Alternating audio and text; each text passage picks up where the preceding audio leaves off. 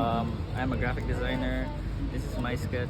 I use watercolor and pen.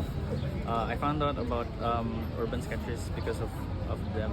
Hello, my name is Z and I am currently an architecture apprentice here doing it here in Cebu, and I found out about urban sketchers through my friend, and this is my drawing. I drew it using a fountain pen and watercolor, and I drew people drawing here in Plaza Hamabar.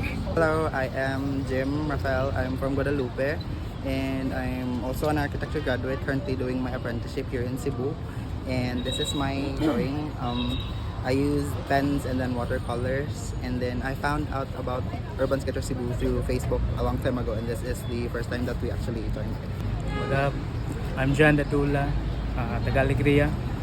Karon ako sa Mapolo, sa work. Next step ko sa Mapolo.